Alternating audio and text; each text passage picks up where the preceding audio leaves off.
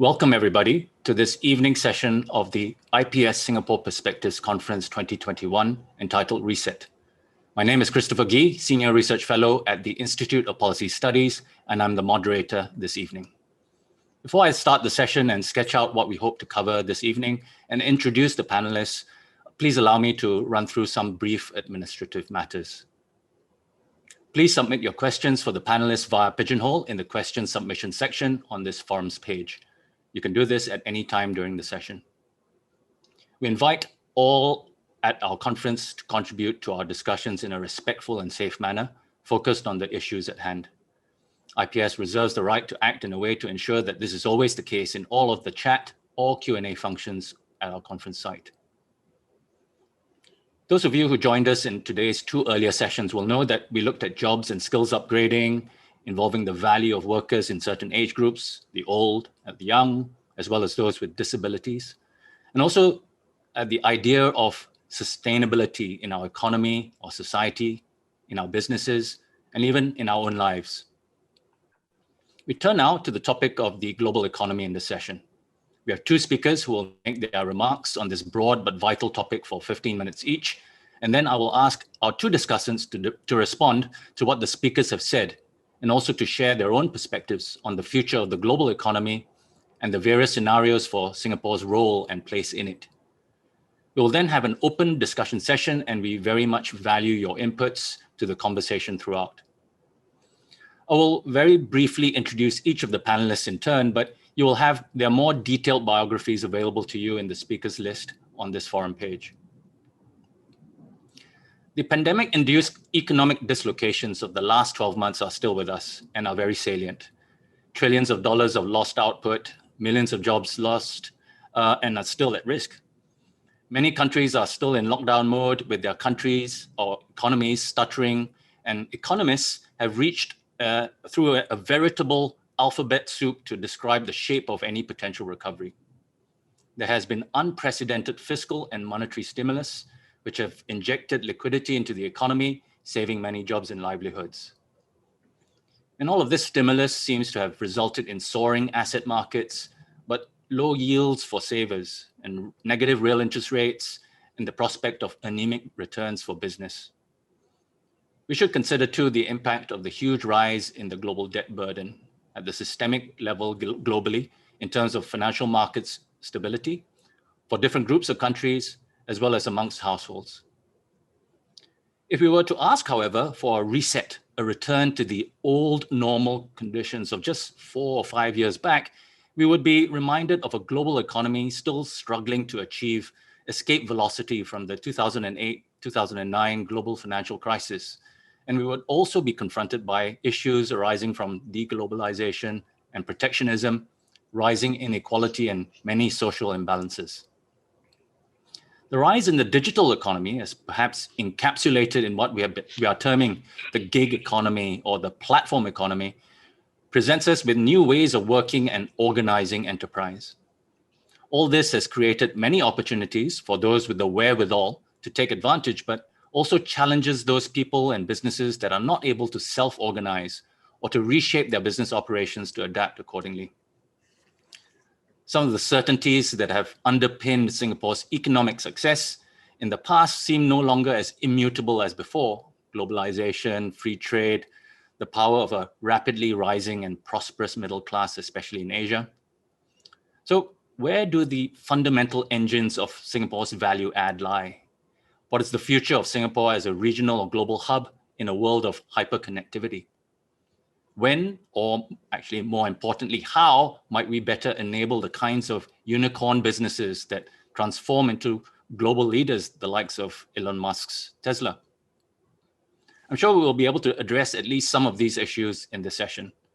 Let me now ask the speakers and the discussants to speak on them.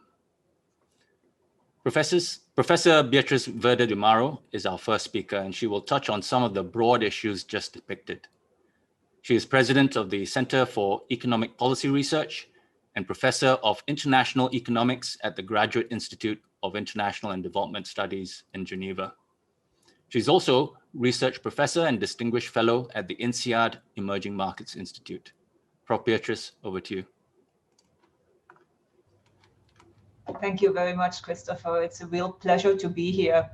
And let me start out by saying that I have been in Singapore for almost 6 years now at the Emerging Markets Institute, and I truly admire and love this country. One of the things I so much admire is the determination to always look ahead, far into the future, and also what I perceive as a determination in Singapore to get ahead and to stay ahead. This is much, much more pronounced than in other countries that I am familiar with, and is something that others can really learn from Singapore. So this is why I was happy to accept this invitation to speak about the global economy. And I will speak about two broad topics. First, the legacy of this pandemic crisis, then the longer term outlook, and finally, a few thoughts on how this could, what this implies in terms of challenges for Singapore. In terms of the legacy of this pandemic, I think of it in terms, I think of four broad themes.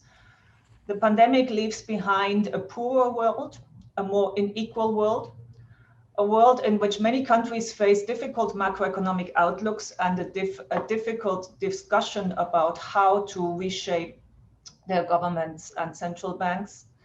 And finally, possibly longer term scarring, both in terms of potential output and political repercussions, such as polarization. So let me give you a few figures that are pertinent to this. 2020, the last outlook of the forecast for this year of the IMF forecasts that the world will be, that GDP of the whole world will be declining at a rate of -4.4 and almost -6% for advanced countries.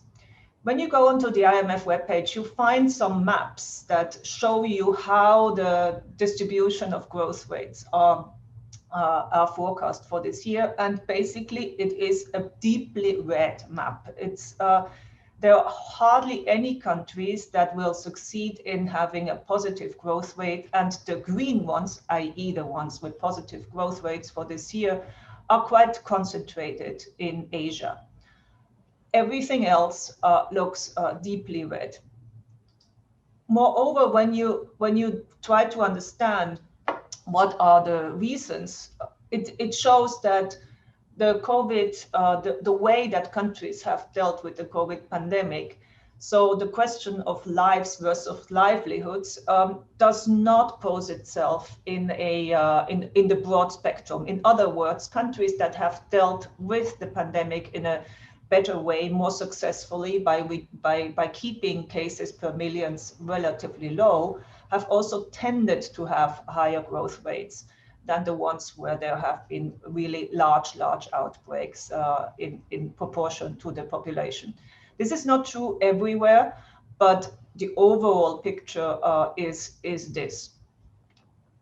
The more unequal world this has left behind can be highlighted with a few numbers coming from the United States, where inequality within has already been a topic before, as we all know.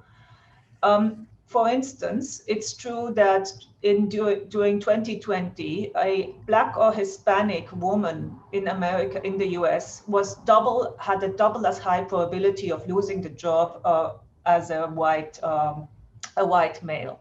But even the white male had unemployment rates of about -6%. It's compared to the global financial crisis. Interestingly enough, the age pattern is not quite the same. So it's not really age, it's not the young, which were the most exposed during the global financial crisis, but it's more or less through all ages. What is very pronounced and even worse than in the global financial crisis is the less educated, the ones that have less than high school as education in the US have been the ones most exposed to job loss. So these are some of the inequalities that we are well familiar with and that have, of course, already been a problem before the pandemic has strongly exacerbated them. Now, more unequal is also true across the world. According to World Bank estimates, about 100 to 150 million more people will be living in extreme poverty than this would have been the case in the pre-pandemic projection. And then there are the differences across countries in how much they were able to replace incomes. Christopher, you already mentioned that many countries have been very, very active with their fiscal policies, but also with monetary policies in sustaining incomes both of households and firms. This is mostly, of course, the case for advanced countries. But one of the consequences is that advanced countries are coming out of this pandemic with a debt ratio that is really at historic highs, has not been this high since the Second World War. Overall, the debt ratio of the advanced countries is 124% of GDP. And also for emerging markets, it increased quite a bit. It's now at more or less, you can remember, half, about 64% of GDP, according to IMF forecasts. Central banks' purchases of government debt have been very important in this pandemic, between 50 and 70%, depending on the country, Japan being the highest of government securities that were issued during 2020 were purchased by central banks.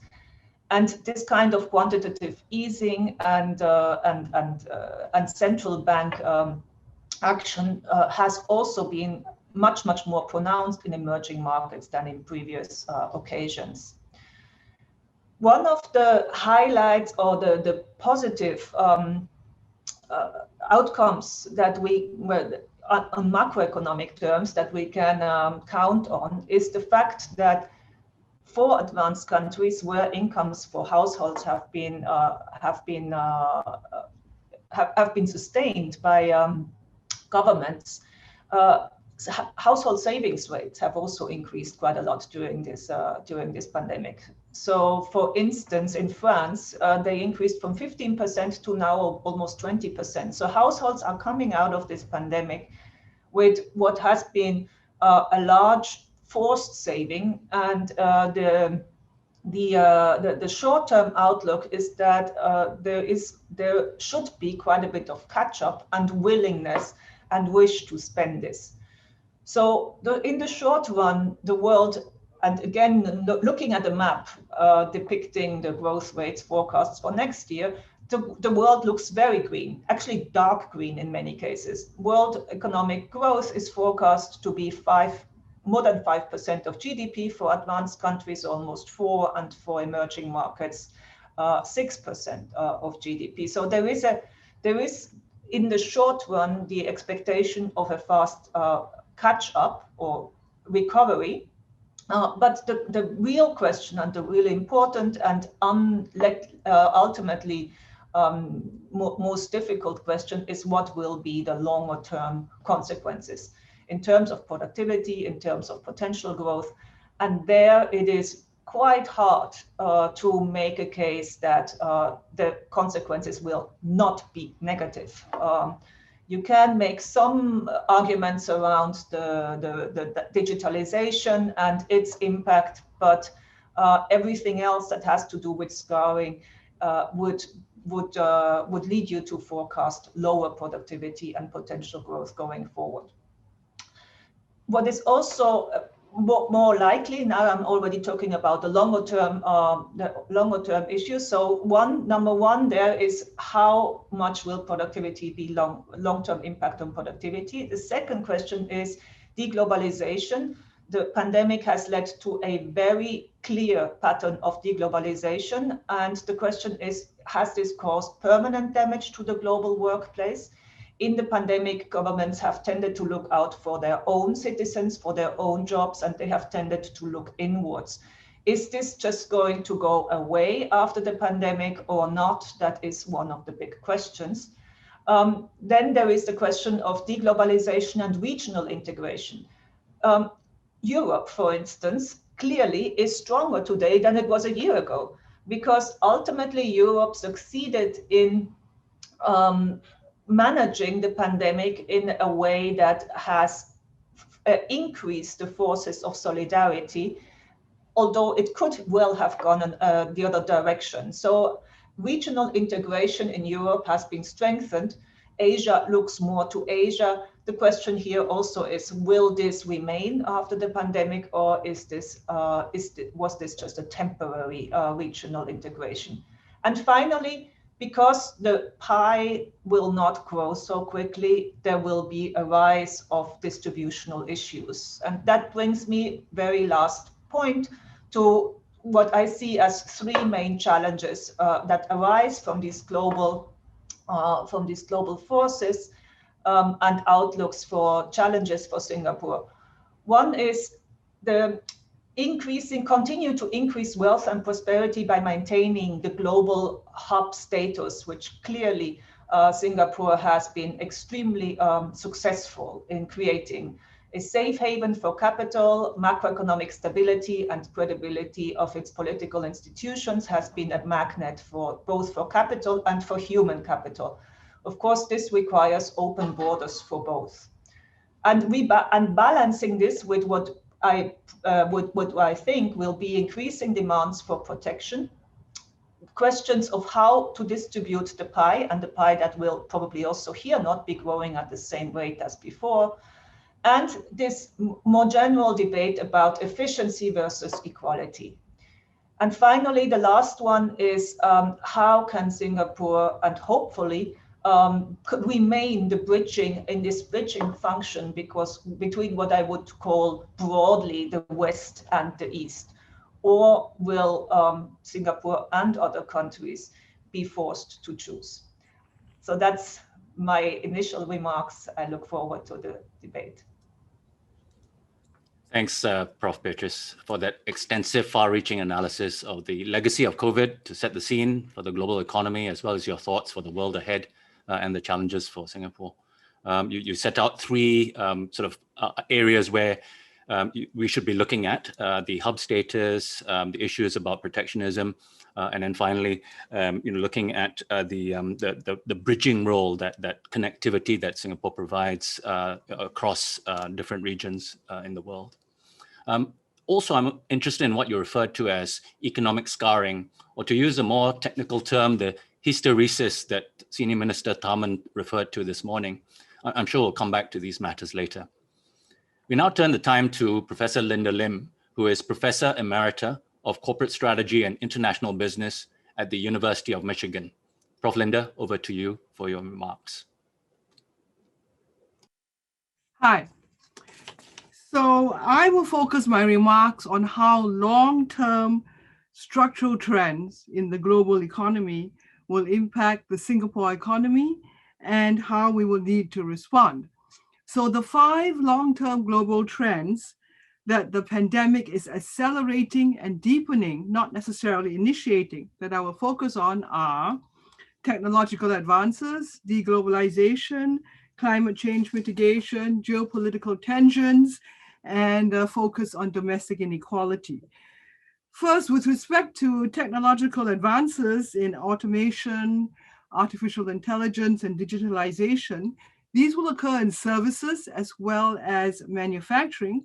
They will reduce labor intensity, increase productivity, and create new market opportunities, and thus should be welcomed by Singapore's affluent, chronically labor short, and rapidly aging society.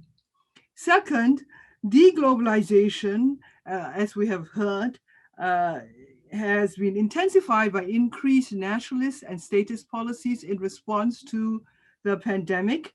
And these will reduce growth in business travel, tourism, transportation, and global supply chains.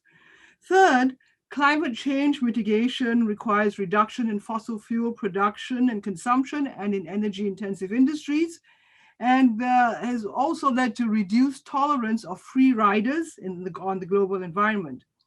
Fourth, geopolitical tensions, chiefly the US-China competition, will increase pressure on third countries to choose between the 2 superpowers in international investments and policy regimes. And finally, on domestic inequality, increased political, social, and intellectual challenges to neoliberal orthodoxy, market fundamentalism, and shareholder capitalism have arisen in major economies, and they're focused particularly on reducing domestic inequality, subjecting investments to ESG, environmental, social, and governance, and DEI, diversity, equity, and inclusion, rather than purely financial criteria. Taken together, these intertwined trends profoundly challenge the future trajectory of Singapore's dominant economic sectors, including tourism, MICE, oil and gas, marine, aviation, heavy chemicals, and electronics, while also enhancing opportunities in new sectors such as carbon trading and finance, digital health and education, and elder care innovations. So these trends also challenge various aspects of our long-established model of state-directed, export-oriented, foreign investment-led, disproportionately manufacturing focus, and foreign skills and labor-dependent economic development. So I'll look at each of these, also happens to be 5 features in turn. State direction, government support for industry, like using tax breaks and subsidies to attract foreign investment and promote targeted industries, is worldwide, either or both, A, becoming less politically acceptable, as we have seen from US and EU criticisms of China's use of statist policies as constituting unfair competition, or B, they could be increasingly emulated as strategic national industrial policy, especially in promoting technological innovation. We've already seen this in China. It's increasing in the EU and UK, and we can expect to see it soon in the US under the Biden administration. So whether A, international objections, or B, international emulation predominates, it will become more difficult for Singapore going forward to attract investment through the use of so-called investment incentives. If global competition becomes competition between states or national entities to support particular technologies, industries, and firms within national boundaries, the countries with the bigger markets, productive, and fiscal capacity will win. As an alternative, Singapore will need to devise ways to encourage and allow the emergence of a strong local private sector, including by seeding some areas of activity now dominated by GLCs. And by the way, I was looking at a 2002 speech by Lee Kuan Yew, in which he bemoaned the lack of domestic private entrepreneurship in Singapore and had various theories, but it was an interview he gave to institutional investors. So it is something that we have known about for a long time. Second, export orientation is necessary for the Singapore economy given our small size. But global trends suggest that Singapore needs to embed itself in a larger market where our exports will be considered regional sales rather than foreign imports. This requires a shift from focusing on distant destination markets like America, Europe, even China and Japan, toward neighboring Southeast Asia, where we have or should have geographic, resource, technological, political, or cultural advantages, even though those countries are also becoming more nationalist. Third, foreign investment will still be needed in Singapore, like in every country, even the US and China. But it will be challenged by efforts in sending countries to bring jobs back home, to reduce the monopoly power of large firms in the face of winner-takes-all technological change, to combat unfair foreign competition, and to collect higher taxes on footloose corporations and wealthy individuals to fund expanded industrial policy and social safety nets. So foreign investment will need to be focused on Singapore and or Southeast Asia, and rather than on more distant markets and supply chains. You have to answer the question, why do you have to do this in Singapore rather than in the US or Germany or UK? So that's a question we have to answer. Fourth, advanced manufacturing, which Singapore covets, is also coveted by the home countries of multinational investors. For them, manufacturing has become a strategic sector that foreign governments luring with incentives is seen as increasingly suspect. At the same time, the energy intensity that manufacturing requires in production and long-distance transportation runs afoul of climate change mitigation.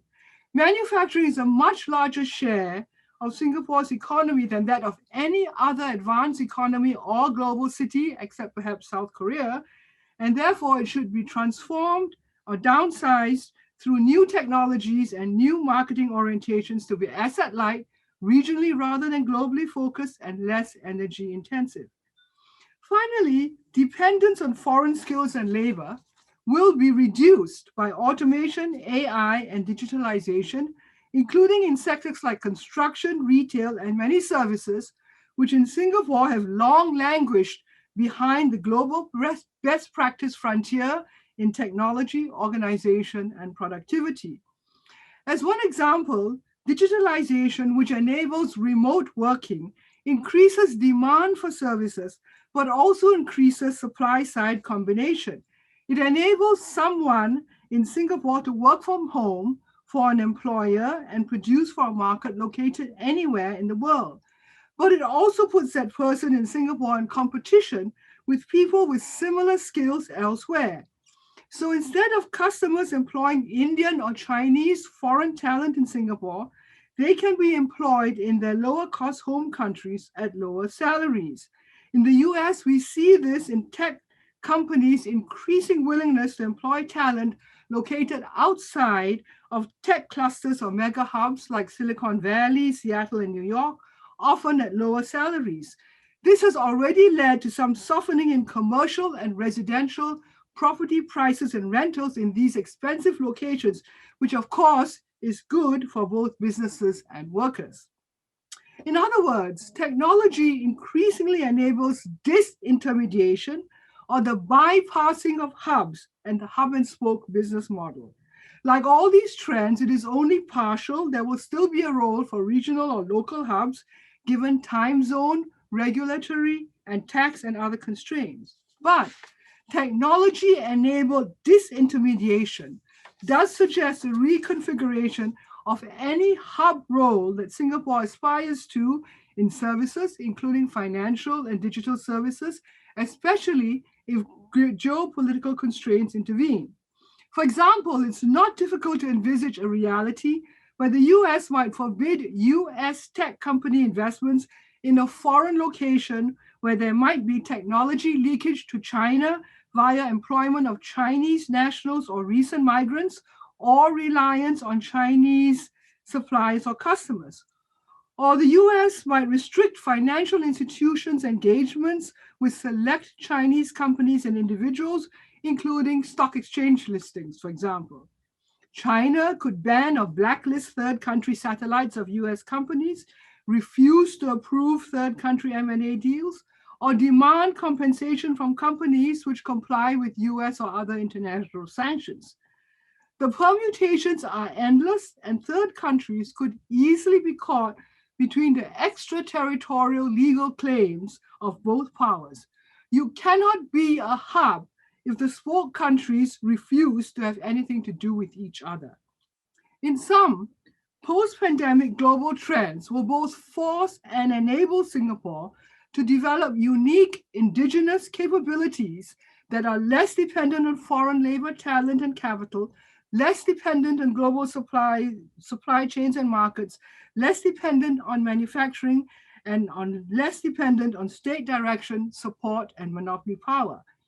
Instead, we need to develop an ecosystem that produces independent, private, rather than state-linked or state-dependent enterprise, is focused on a close regional rather than distant global markets, as I happened to say in the 2015 IPS Perspectives Conference, and is environmentally as well as socially sustainable locally and internationally. What sectors and industries will emerge will be the outcome of market forces shifting in unpredictable directions and the risks and strategies undertaken by private sector entrepreneurs, anticipating and responding to them based on the social, educational, and infrastructural foundations built by the state and civil society. Thank you.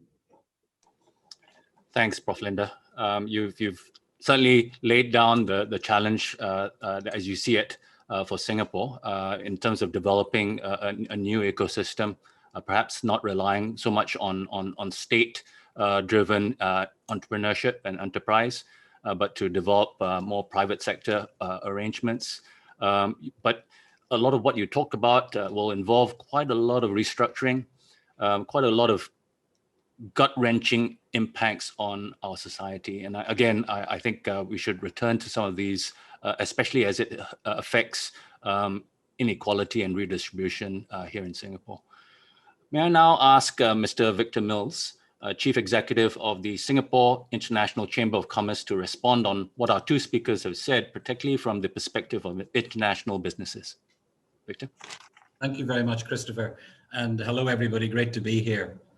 I'd like to thank Beatrice and Linda for two very, very good presentations, which highlight many of the problems that Singapore and other countries are facing. If you like, it's almost been a perfect storm. We've had a year, and we'll probably have most of this year disrupted due to COVID-19 and the effects of the pandemic. We've had all the economic dislocation that comes with that, including debt, including the inability to save all jobs and all companies. And I suppose that's one of the reasons that this conference has got reset as its title, because the model that brought us to this point for Singapore is no longer the model that will take us forward. And I think Linda in particular stressed some of the serial challenges that Singapore has got. And it wasn't just Mr. Lee Kuan Yew back in 2002. Dr. Goh Keng Swee in the early 70s said much the same, that the risk of focusing so much of Singapore's focus on foreign direct investment for the best of developmental reasons was, of course, to the detriment of encouraging indigenous private sector, what we all know and love to call SME businesses, to thrive and grow. And I think there's a huge opportunity for Singapore to reset. Part of the development of the country's economy by virtue of necessity, back when we became an independent republic in the mid-1960s, was that we needed FDI from predominantly Western countries in order to kickstart our economy and to start providing the jobs which would in turn provide the quality of life for citizens and residents. And that Western orientation is no longer relevant. I think Linda and Beatrice stressed this point, that really ASEAN is the growth story. Asia, of course, but ASEAN is key. And one of the challenges we face as a business community is that we know less about ASEAN today than our forebears did in 1965. And that's something that we need to build back. And it has ramifications for the teaching of regional languages in schools at an early age, in order to have an ability to connect, an ability to build partnerships and collaborations, and there to innovate and to solve real human problems and take advantage of the growth that is in ASEAN. The talent issue, of course, has always been central to Singapore. We will never produce sufficient talent of our own. So we need to make sure that we keep open in order to attract the best and the brightest, particularly to stimulate private entrepreneurship. But I think that, as Linda herself commented, FDI will always be part of the mix, but it will necessarily become less of a factor. And therefore, with the increase in technology and the application of technology and digitalization, the reliance on labor will reduce, which is a good thing, because countries are needing to keep their own labor in their own countries increasingly. And we are a rapidly aging society in Singapore, and digitalization and artificial intelligence will give a fillip to that economy of ours. Other bright spots, I think, for the Singapore economy are acting as that developmental hub for climate change mitigation solutions. We're ideally placed to do that.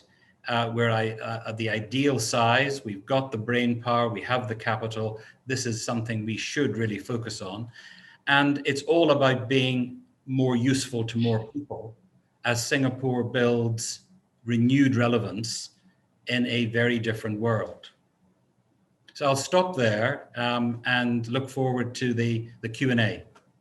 Thank you. Thanks, Victor.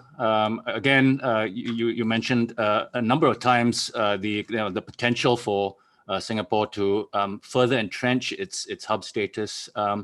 And maybe we'll come back and see how that jives with what Linda was talking about earlier in terms of disintermediation and the necessity to sort of change the ecosystem away from far distant markets to more local, perhaps. If I can now turn to Professor Danny Quah, who is Dean and Lee Ka-shing Professor of Economics at the Lee Kuan Yew School of Public Policy. He was also the moderator of this morning's first conference session on jobs and skills, and I'm sure we can pick up on some of the common threads from there in our discussion later. Prof. Danny? Thank you, Chris, and thank you, Beatrice and Linda, for such wonderful, vibrant opening statements on the challenges ahead of us. And thank you, Victor, for clearing some of these issues and putting them on the table so clearly. I was quite struck by how Beatrice's roundup of the problems that beset the global economy and beset Singapore's place in it, it had COVID-19 quite central in the analysis. A lot of the issues that we were worrying about in Beatrice's discussion, Beatrice's analysis, turned on what was happening to debt, what was happening to inequality, what was happening to fiscal space because of COVID. And Linda's comments were on much longer run trajectories, issues that go well back before COVID and that will continue to be with us. And so in my comments, what I'd like to do is pick up on both of these threats, disparate that they are, but try and weave them together, because I think it's by putting them together that we see a way ahead. So in thinking through what's been said, what I'd like to do is to, in the time that I've got, make two observations and advance one proposal for Singapore's economy. So two observations, one proposal. So the observations will pick up on what Beatrice and Linda have said. My first observation is that when we talk about the COVID-19 global pandemic, we need to acknowledge that it is a shock that is, on the one hand, profound, and on the other hand, differentiated. What do I mean by that? Well, it's profound. COVID has infected 90 million people worldwide. It's killed almost 2 million people. How is the pandemic differentiated? Well, when you add up the numbers across different parts of the world, they actually are quite different. The US, the international system's hegemon for almost the last century, it has 4% of the world's population. But to date, the United States accounts for 25% of the world's infections and 20% of the world's global deaths. It is also the world's richest economy. In contrast, fast forward to different parts of the world, those parts of the world that Beatrice said in that IMF map, which I've just brought up as well, look safer. China, Singapore, New Zealand. These three nations, which are very different in political complexion, very different in size, but together they have been successful in dealing with the COVID-19 challenge at the same time that their economies are set to take off. In China, New Zealand, and Singapore, COVID-19 deaths per million have hovered between 3 and 5, between 3 deaths per million and 5 deaths per million. In the United States, 1,136. And let's not let the EU get away with suggesting that it's actually done quite well in this. The EU, 891 deaths per million.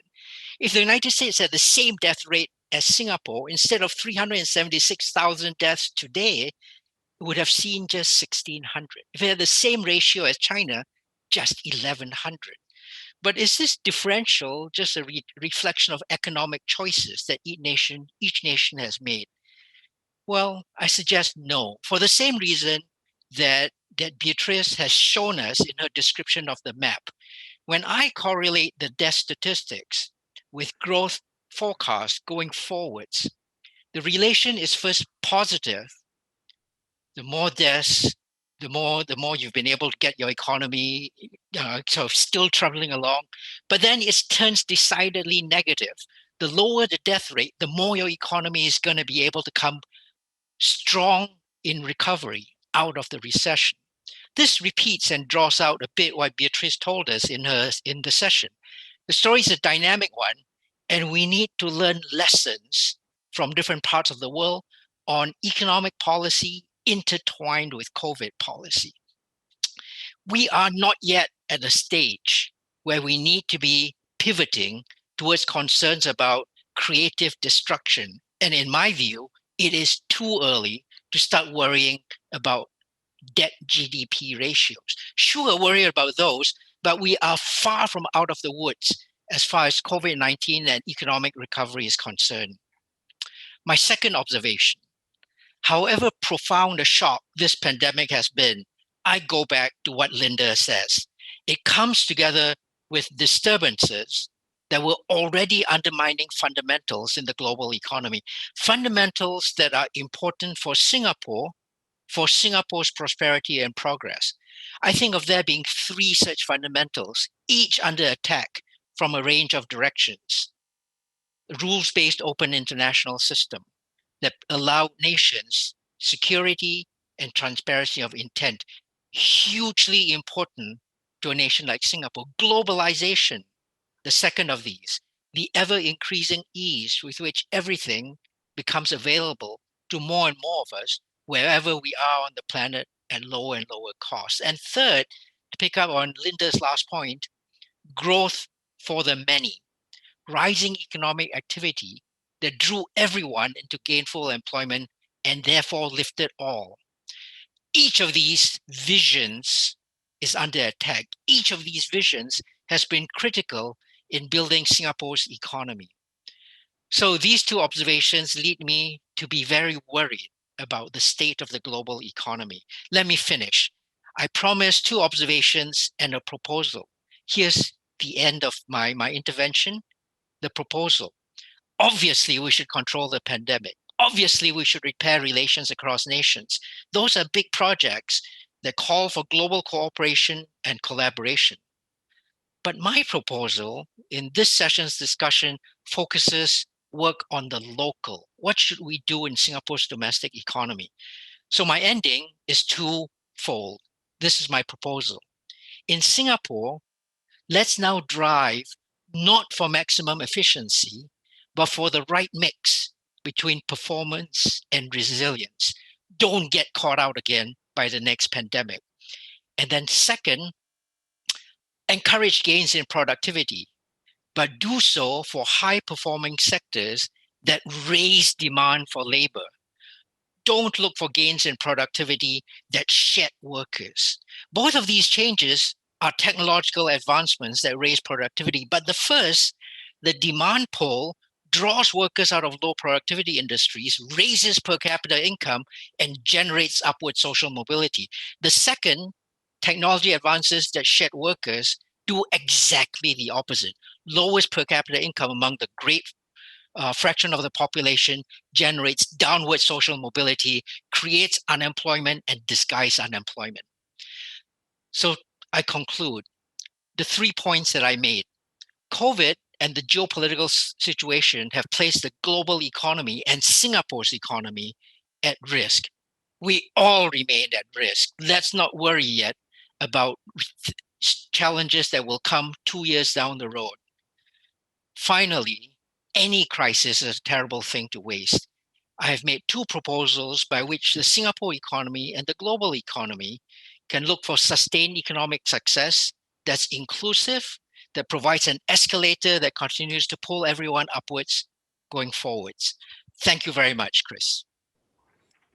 Thanks, Prof. Danny. Again, it'll be nice to take your final proposals and have that discussion, not just now in this session, but also in our following sessions. We will have on the 19th of January, Tuesday from now, a discussion on multilateralism and global cooperation, and I think many of you have already talked about this, the changing nature of global cooperation. I also want to return to this idea of it's still too early to worry about debt. Before I pose questions from the audience, may I then return to this idea of this global debt burden, perhaps not so much in the near term, because we understand that clearly we are still not through the woods in terms of the pandemic. We do need to make sure that things are stabilized before we think about the longer term effects. But if I may ask you to really then consider that, because we are thinking about resetting ourselves for the long term. And clearly the issue of this rising global debt burden will have implications on very long-term economic growth, inflation, rates of return, and it will clearly affect the potential trajectory of our growth prospects and how we generate prosperity and progress for ourselves. It's also very pertinent to the returns to business and how policymakers devise fiscal and monetary policies. It's clearly likely that Singapore takes its first steps in issuing debt to finance public expenditure in the next year or two. So if I may ask you to chime in with your thoughts on this issue, maybe ask Professor Beatrice to kick us off on this issue, and then we can go around the panel. Yes, very happy to. Debt and debt crisis are actually one of my specialties. I have been studying sovereign debt crises and their repercussions for many years. There used to be a specialty of emerging markets, and many emerging markets, in fact, did get to the limits of debt tolerance quite frequently, and in some cases serially, very famously, of course, Argentina, but also others. So let me start by saying that the beginning of last year, or in the early period of the pandemic, the question whether we would be looking at the typical financial crisis in emerging markets, namely a sudden stop of inflow of capital, was very relevant. And it was one of the things that the G20 focused on really early on. It's one of the positive surprises of this pandemic that both in terms of emerging markets, but also in terms of financial systems as a whole, so far, this has not been the most important concern. It really is a real sector crisis, and it is a service sector crisis, etc. We know all of that, but it has not so far been primarily a financial crisis. So looking forward now, does this mean that we are out of the woods? Obviously not, because debt levels are high and will rise. In all forecasts, they will continue to rise because too fast a withdrawal of stimulus and a austerity would be one of the mistakes that the IMF and others are already clearly warning of. The other side is that I do see that there is a certain fear of debt and a dislike of seeing debt levels that have historically not been observed in peace times like this, and that right now, one of the absolutely crucial questions is what markets expect in terms of the conditions for financing debt. And right now, for many countries, these conditions continue to be extremely benign. So I was looking at interest rates in Switzerland. For 50 years right now, they are negative for government debt. 50 years. I mean, this is absolutely crazy. but that's the reality. Many governments can issue debt at very, very low rates, and this is expected to continue for quite a while.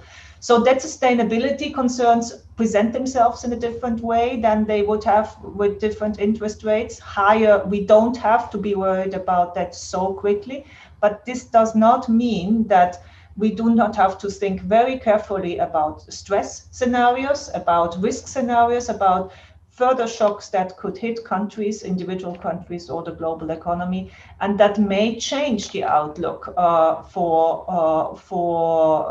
both inflation, interest rates, and debt. So this is a very, very live conversation in much of Europe. For instance, I'm a member of one of the of a high-level commission in France that is looking at what should be the trajectory of debt going forward. It will be a very live conversation, and of course, again, the two forces to be balanced is not too much, too fast going into austerity, but on the other hand, the sort of trusting that we can sustain these high levels of debt in the long run future is also, it's basically betting on very, very low interest rates for a very, very, very long time. And that's a bet.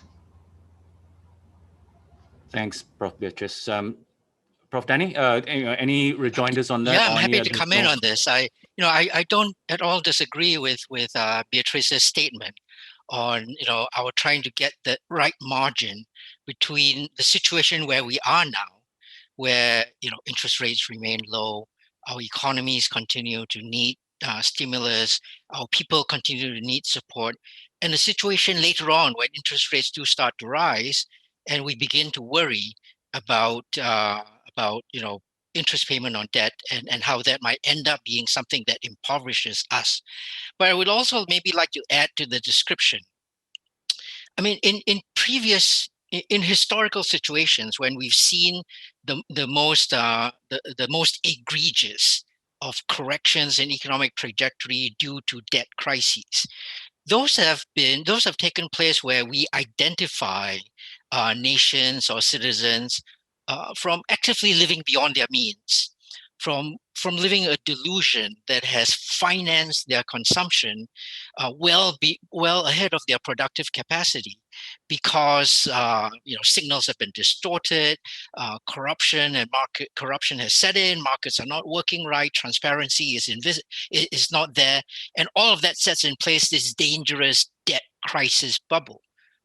That is not the situation we're in now. We're in a situation where governments need this fiscal and monetary injections to actually not only just to not to create a boom in the economy, far from it, but to keep the economy ticking over, to have the worst ill effects of hysteresis, keep that from setting in, to keep people from starving, to allow them to continue to keep the engine ticking over, so that when the upturn comes around, when recovery comes, they'll be actually all set to go. And it strikes me that when we think about trying to assess how governments spend money, what goes into debt, what isn't, just as with private sector, we need to try and understand what they use that fiscal stimulus, that going into debt for. So that's on the one side. On the other side, historically, we have a range of means by which we can try and work out excessive debt GDP ratios. First, some economies never seem to need to do so. Japan has never seemed to need to do so. But for regular other economies, there are orderly workouts through arrangements with creditors. There are small bouts of controlled inflation that do not move into a hyperinflation situation. There are bouts of austerity that are understandable, where people can see a boom in production but are convinced to keep their consumption low to help pay off the debt and interest payment on debt. So you can imagine gradual adjustments to try and work through the debt crisis when it does emerge. But I think Beatrice and I agree. Right now, the global economy is facing still a minus 5.5% prediction in growth. This is not a situation where people are living beyond their means and drinking champagne and going to debt to finance an extravagant lifestyle. Thank you. Back to you, Chris. Great, thanks, Danny. And Linda, you wrote an article last year about this particular issue, and in particular Singapore's policy in terms of issuing debt. Any comments you'd like to make? Yeah, no, I agree. I think the consensus is pretty strong that the breadth and depth of the pandemic recession is going to take, maybe 10 years to work out. So we're nowhere at the point where you get inflation due to capacity constraints, right? So it's so the depth of the recession is one thing. Secondly, borrowing rates are low, as everyone has said. Thirdly, rates are low, not just because of central bank monetary stimulus, but also because of high savings rates. In a range of countries, what used to be called global savings glut, now some people call it a global credit glut. Regardless, why do we have an asset price boom or bubble, right? Because there's tons of money chasing not enough good return investment. So that's going to takes a while to work out that excess liquidity. And then finally, if we do end up with inflation, for example, we have all the tools. We know in all the experience, to turn a negative interest rate positive. It's not like a big deal. It's not like something that we can't do. So yes, I think that you have to think in terms of government debt issuance. You have to think of the opportunity cost, right? If there's tons of free money around, why not borrow it to invest in something that will increase your productive capacity and your productivity so that you can easily repay the debt down the line? There will be some emerging markets which for various reasons cannot do that as easily, but that's why we have an international institutions that would help them with that. Great, thanks, Linda. Maybe I can turn to Victor now, because it does have implications on businesses and the way that they calculate their investment returns. The risk-free rate is negative, as we just heard. And I guess what does that mean for the prospect of investment and business expenditure investment?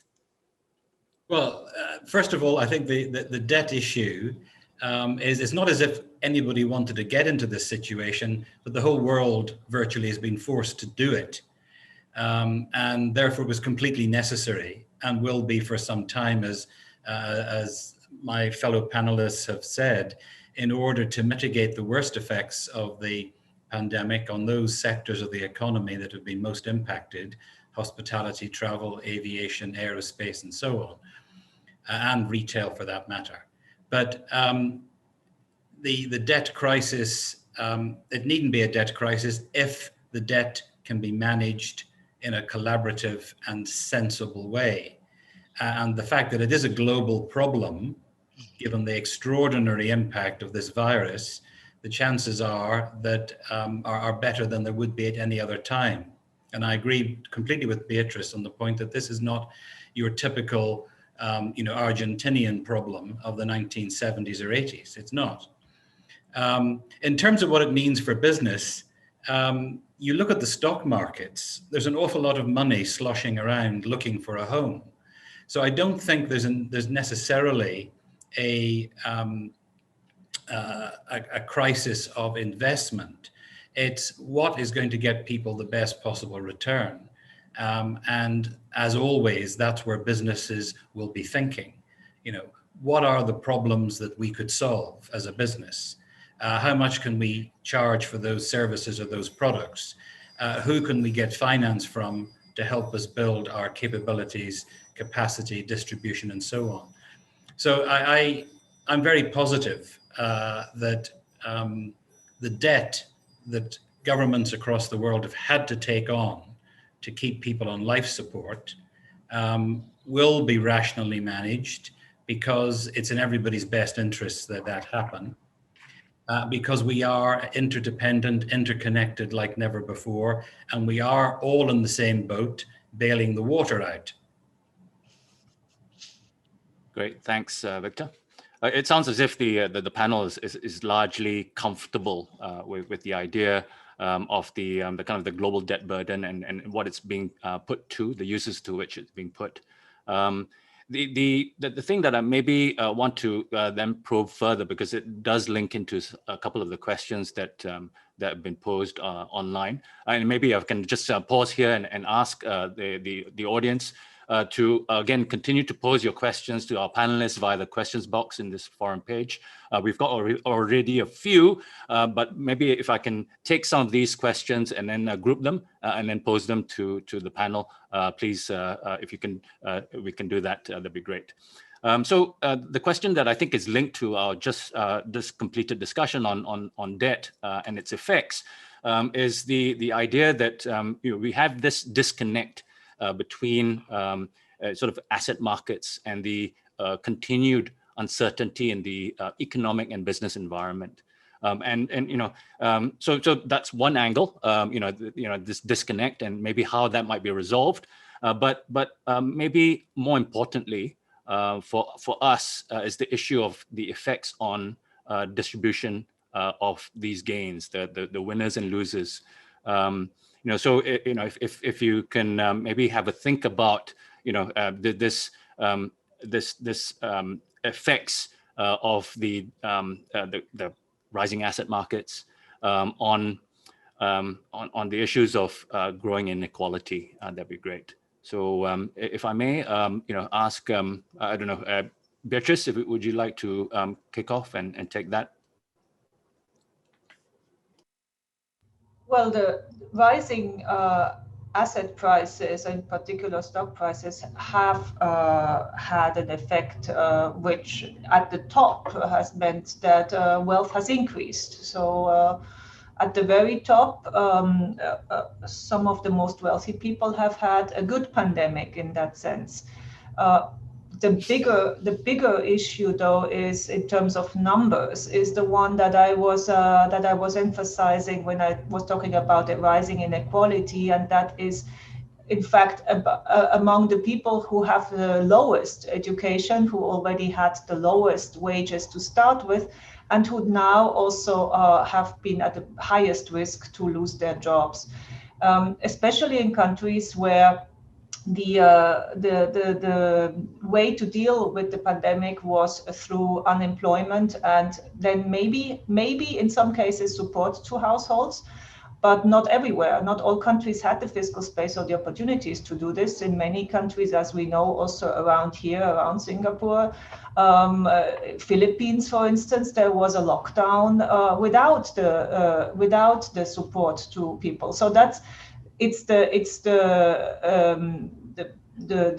already those who were on the margin, possibly even on the margin of poverty, that have been hit most severely. And this rise in inequality, how much this will reverse and how quickly is really a big question, because that brings us in part to the question that you were asking before about hysteresis.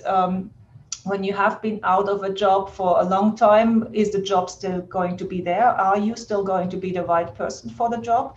This assumes that the jobs are not changing, but at the same time, one of the consequences of this pandemic, I think, as Linda was very rightly emphasizing, are going to be some major structural changes also in terms of the composition of the sectors that will be growing going forwards and those that will continue to decline.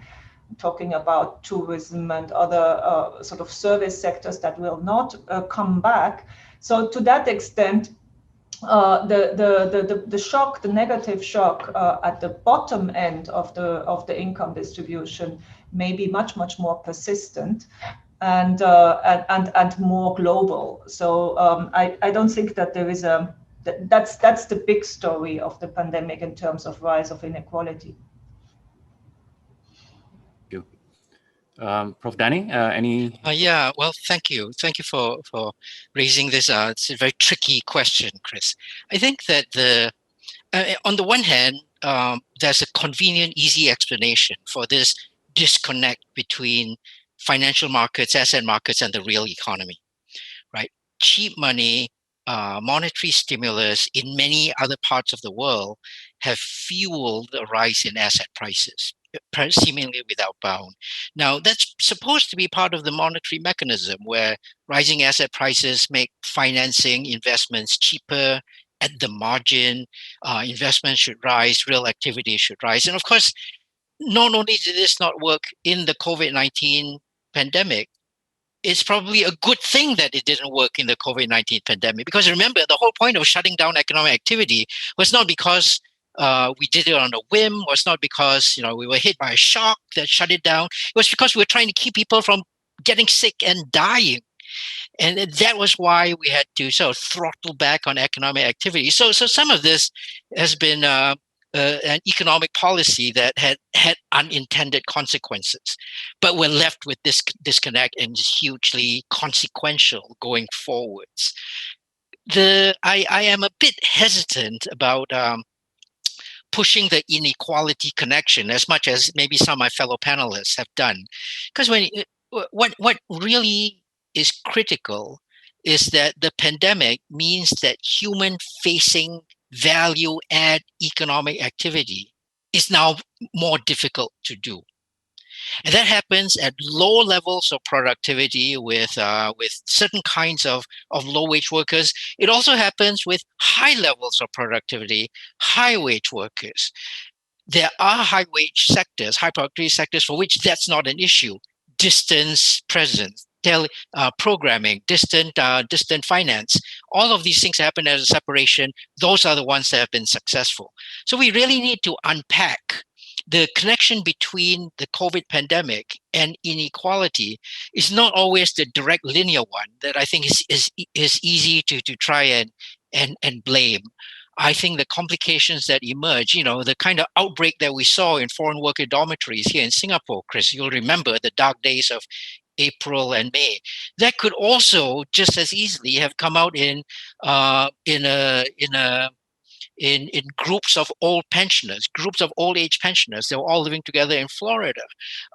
So gated communities elsewhere in the world that put rich people in close contact with one another. So it's really unpacking the physical and scientific nature in this pandemic before we tag inequality as one of the big culprits here. Having said all that, given the way we've constructed our economies, this is an issue, which is also part of why I think that we need going forwards. It's not, we shouldn't be thinking about building back better. We should be just thinking about building better. Forget about the going back. Forget about going back to the old structures. Build structures that are resilient, that keep us from having to put poor people constantly in contact with other poor people. We remove that, it'll be a huge change, and then we worry about the inequality issue separately. Cool, that's great. Thanks, Danny. Any thoughts on this, Victor, Linda?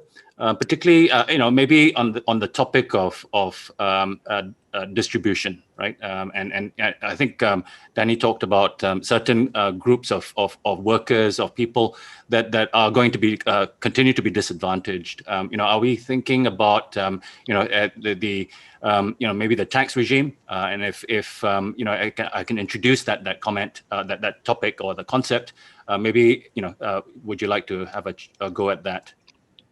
Go ahead, Linda, please go ahead. Oh, sorry. Yes, I think the pandemic has, as we've all noted, highlighted trends that are already underway, like increased inequality, including the inequality not just among categories of labor, but between capital and labor. So in the US, for example, there is talk of more capital gains taxes, estate taxes, which Singapore incidentally doesn't have, right? We don't have capital gains tax and we have zero estate or inheritance tax. So if you're interested in inequality, if you're interested in fiscal sustainability, if you're interested in discouraging excessive exuberance in asset markets, whether it's property markets or capital markets, then there is a positive role, not just a redistributive role, but an efficiency argument for capital gains taxes and inheritance taxes. And I think we'll see a lot of that coming out in the US in policy discussions going forward. And of course, the reason we talk about the US is not only because it's the largest economy, but because there's the most research. People are just doing research constantly. They have all the data, they have all the research. Doesn't mean that what happens in the US is the same everywhere else. But I think that you can tie your initial question of asset markets versus the real economy with the inequality aspects through the tax regime. And that's something that people, including Singapore, will have to rethink. And Victor, again, that might impact on businesses. What are your views? Well, I think Singapore has had for decades a progressive tax system, and my guess is it will have to be more progressive.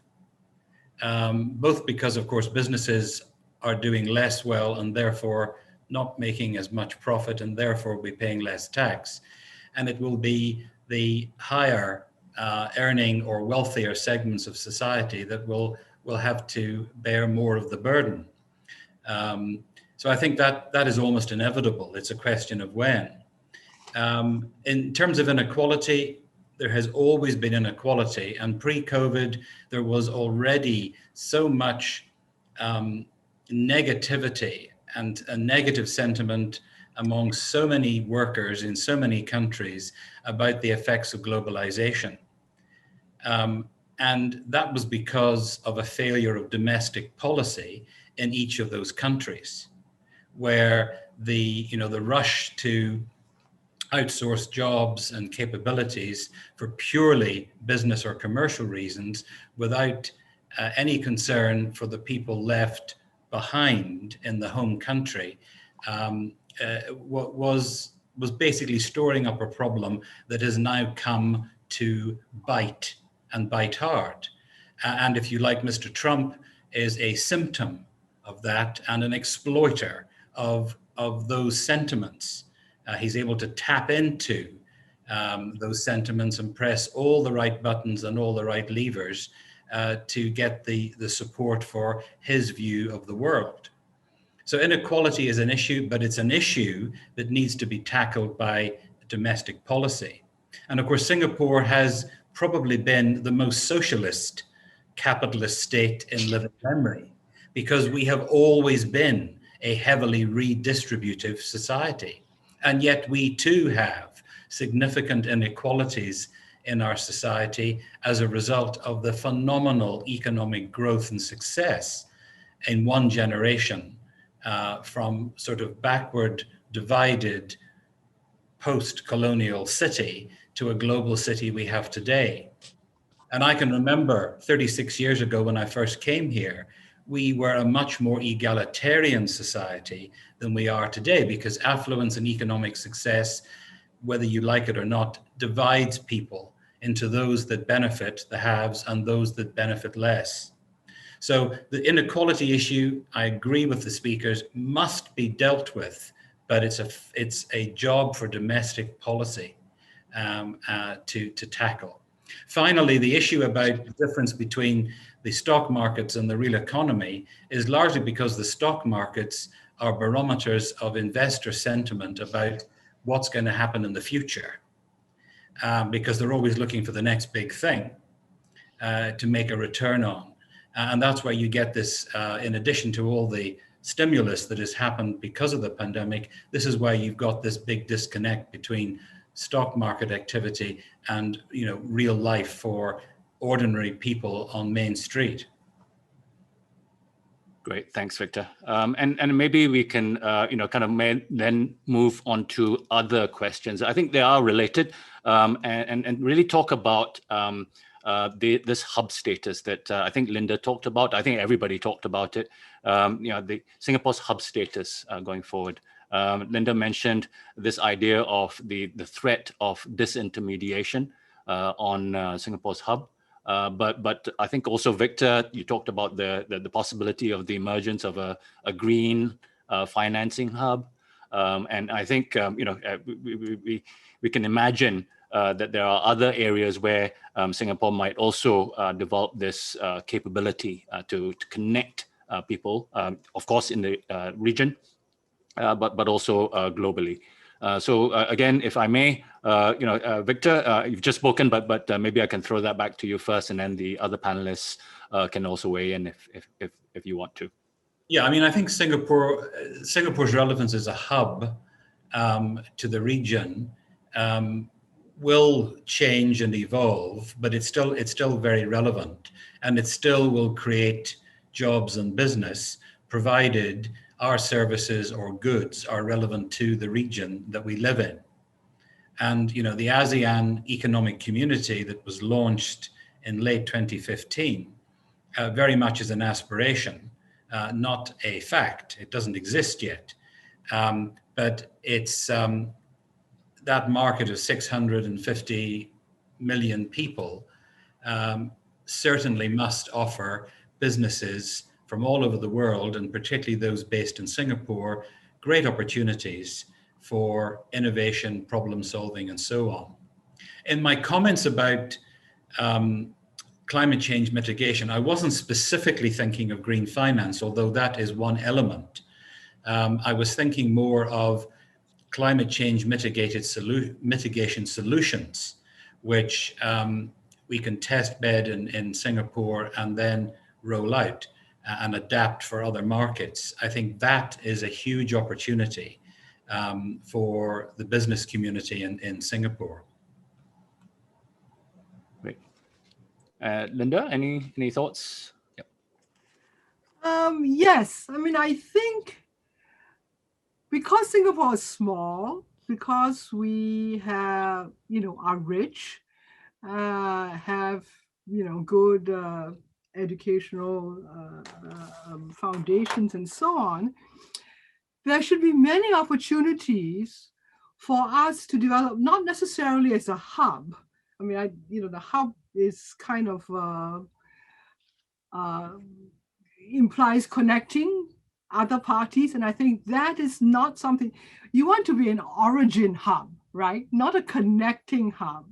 And one of my disappointments of observing Singapore's economic development over the last 40 plus years, including reading every economic reviews committee report, every economic strategies committee report for the last 30 years, which are all the same. So the underlying analysis has not changed. It's our response hasn't been up to the mark. I go with Victor entirely. Why were we and are we not a leader? Why are we always a follower? Why are we always a fast forward? Why did we not jump into, for example, decarbonization and so on, given where we are? And I think one of the reasons is because it's been too easy for us to piggyback on the monopoly profits of global corporations.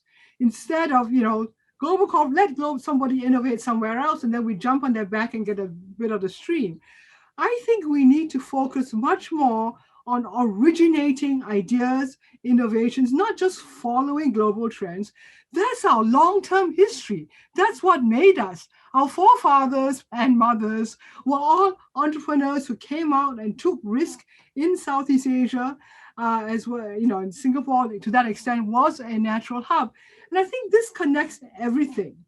If we look at jobs, for example, we know that SMEs and local private entrepreneurs are the source of most jobs everywhere, including in that most statist of economies, China.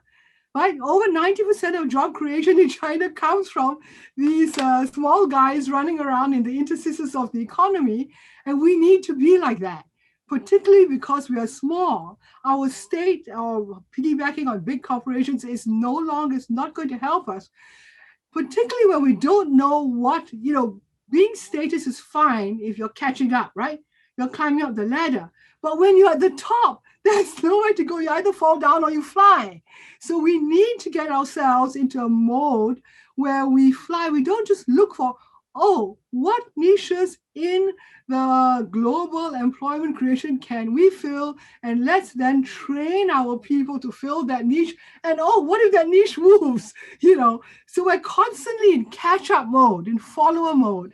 I think if you're talking about reset, a major reset that we need is to get back into doing initiation, being your own initiator of innovations, of enterprise, and of job creation. And where does that come from? We can't look for leaders elsewhere. We have to look in our own neighborhood. We have to go out there. We have to equip ourselves to go out into Southeast Asia, which is one of the first, if not the second most fast-growing region in the world for the next 50 years. Why aren't we in there telling other people, like, what to do? I know that the Chinese executives I'm training have done that themselves. Regular Chinese, not supported by government scholarships, go to Sabah, to go to the local universities, to learn the language, to develop networks for business. Because I think one thing the pandemic has taught us is that there are, I guess you could say, black swans everywhere, right? And so the state can no longer tell us where to go. Big multinationals can no longer tell us where to go. We have to figure that out for ourselves. And I think that is quite a different mindset shift that we need and that we can do. If we can't do with all our education, all our capital, then I think, as Lee Kuan Yew would have said, we're finished. Great. Chris, can I come in on this as well? Just a small thought on the hub discussion, which is fascinating. And of course, it's very much part of what all our policy concerns are. But one of the things that I thought I was trying to organize the way this conversation was going. We talk a lot about how we can be a hub in this, we can be a hub in that. What should we be doing to do this?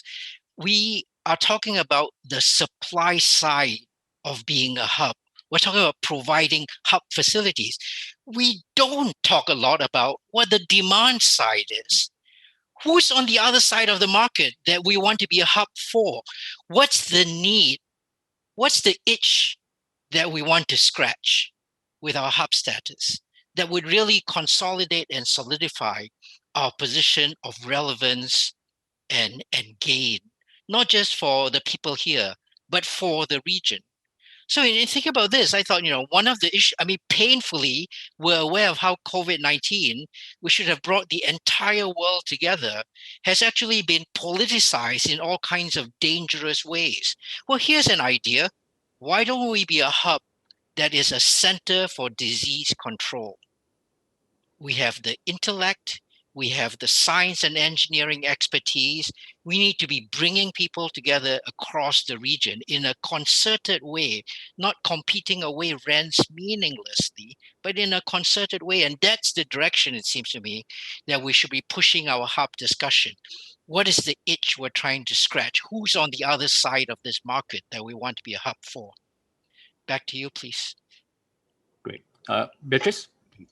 Yes, it's very convenient that I was exactly going to talk about the fact that in my view there is a large demand for hub functions and for actual intermediation, for connecting. And I am making a bit of an association between Singapore and Switzerland. Switzerland has also been a country that has traditionally had a hub function that brought different parties together and that used this function very well for its own benefit to also develop its own industry, its own services in particular. So where I see a huge demand is, again, in this analogy, is in the safe haven essentially status, which then leads to the financial hub, leads to the fact that Singapore is growing in the area of private wealth management, that it is and will remain one of the places where people think that they want to have their savings because it is safe and because they trust the institutions and they are convinced that there is going to be both macroeconomic and other types of stability. All of those properties I have just mentioned apply equally to Singapore and Switzerland. So that you could say, well, it's already there. But it's also something that you have to safeguard and appreciate. It's not only the demand for manufacturing or other types of production. This type of producer of stability and certainty, attracting, producing ultimately what is a safe asset is very valuable. But the other side, in terms of in terms of the going forward, where I do see, and Linda put this very starkly, where I do see one of the big challenges is going to be the question whether the two superpowers go into a mode in which they increasingly use extraterritorial types of enforcement, sanctions, industrial policy as tools, and that would then seriously endanger some of the global hubs, including Singapore. Great. Linda, you had another rejoinder? Yes, I think that the whole concept of a safe haven is actually problematic, particularly going forward. We have seen all the tax beggar, all the attacks on beggar my neighbor tax policies in places like Switzerland, Luxembourg, Ireland, Singapore, Hong Kong, etc. I think that whole safe from what? Safe from whom? Are you positioning yourself as a place where capital not made from transparent or even legal sources finds a home? So I think it actually enhances a lot of at least the rhetoric, if not the reality, of anti-inequality policies, especially among our neighbors. Okay, so I think that positioning ourselves as a safe haven, particularly for footloose capital from our neighboring countries, which we say are corrupt, whereas we are not, actually puts us at real risk of making ourselves part of a regional grouping where we have collective values and so on. And this is not just a Singapore specific thing, but this is a global thing. You have seen all the attacks on safe haven. So I would at least not use that term. Interesting. Great. Thank you. Interesting. It's interesting that you're talking about neighbors, and it maybe relates to what Victor and Danny were also talking about earlier, and also Beatrice, on this whole issue of the region, right? And maybe if we can turn the discussion now in the last minutes that we have to our neighbors, our neighborhood, and where we see the kind of the opportunities and how we might develop that, because we've been talking about this for some time, and what we need to do now to really turbocharge this, because it's such an important issue. Victor, maybe you if you can kick off first. Certainly. I think Linda has said this very eloquently, that there is a need for a big reset, and we should not underestimate the difficulty of achieving it because of our historical development and the way our government has, by necessity in the early days and then by habit in later years, done all the heavy lifting. It has created a certain dependency mentality which actually depresses entrepreneurism. And we really, if we're serious about resetting, and I know that we are, we really need to think about how we address those issues. Turning to the region, it's exactly Danny's point. Who are we trying to serve and what do they need? And until we know what people need, we can't collaborate and build partnerships and build solutions for them. And I think that's critical. And that's what I meant by my comment earlier on about the fact that we need to know more about the region. Because of the birth of Singapore as an independent republic, we looked to the West. And at the time, the region was a much more dangerous place than it is today. And we need to, if you like, pivot and reset to the region and start working out what people need and then build those solutions and, by definition, those businesses for us that we can meet those needs. I think that's the critical thing. It's knowledge of the region and what it needs. Danny, Linda, please go ahead. Yes, I think there are all kinds of areas where we need not be at odds with our region. Like, for example, keeping their capital safe from their tax authorities. That's not something that we want to do, to specialize in. Things that we're good at, education, health, that digitalization enables us to do with and for other people, and something in which we should be, but for some reason are not on the cutting edge, environment. Let's just go into that. That's enough. Yeah. We have a hinterland, of 700 million, 800 million people or whatever that need education, health, environment, and capital, including human capital.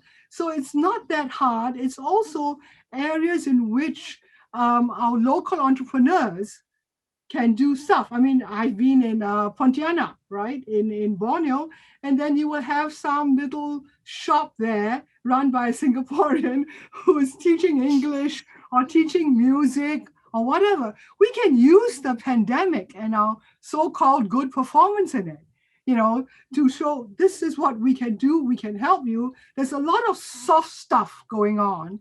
One of the things that's evolved from the pandemic is the awareness, at least in the US, that you don't just need hard tech skills, you need soft skills to interact with the customer base that's using the tech.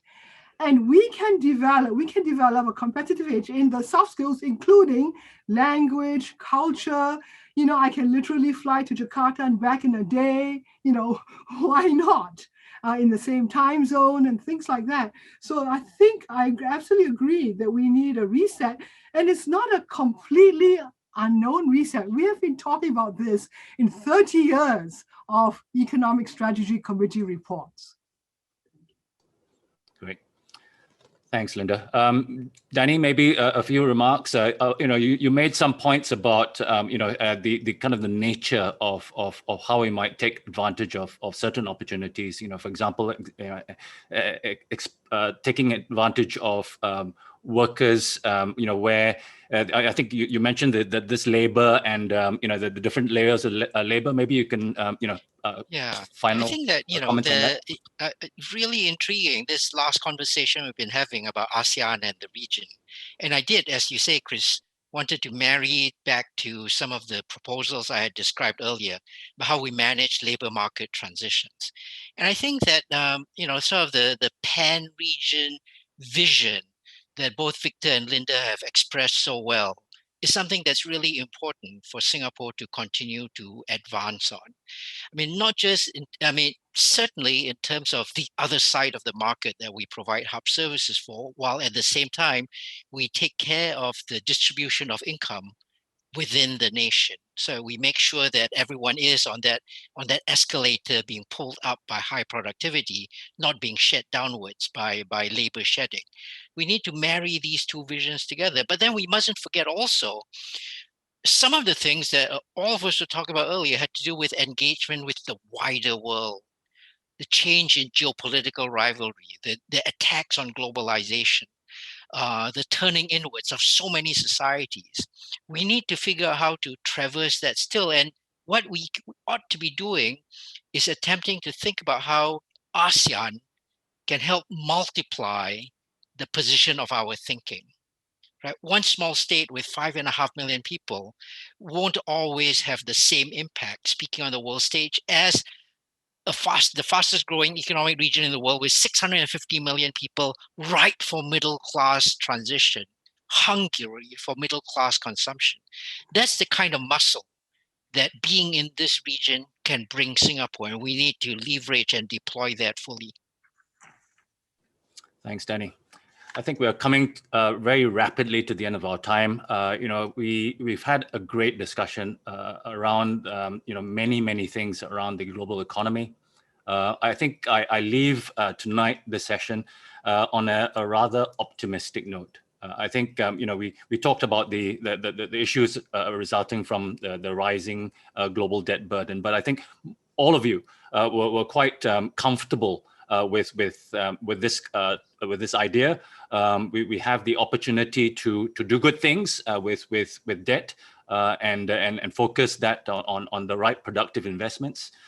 We talked about our hub status, and again, I think you offered some opportunities for us to sort of explore different hubs and maybe how we can sort of reposition what we do, our value add, when we offer our hub, our place, our Singapore, as that hub, maybe originate more services and be more of a center rather than a gateway. May I, and also then we talked about the opportunities in the region which we've been talking about, and I hope we do in the next 10 years sort of capture a bulk of these. May I bring this session to a close and convey our thanks to all the panelists, Professor Beatrice Verde de Maro, Linda Lim, Danny Kwa, and Mr. Victor Mills, and all of you for joining in at this late hour and contributing to the discussion. Please continue to put your comments on the session's discussion topics in the conference chat, as they will be very helpful as we proceed through this conference. You will also be able to review the recording of this session at your own time on this conference page. So again, thank you all on the panel. If I can sort of round up a round of applause for everybody, it's hard to do in this setting, but please accept our sincerest thanks. We now take a break for a day or two. The next session in the conference is in the society track on Thursday and is entitled Identities and Cohesion. The session starts at 10 a.m. Singapore time on Thursday. And we look forward to seeing you there. Good night. Thank you. Good night, everyone. Bye-bye. Thank you. Thank you. Good night, everyone. Thank you.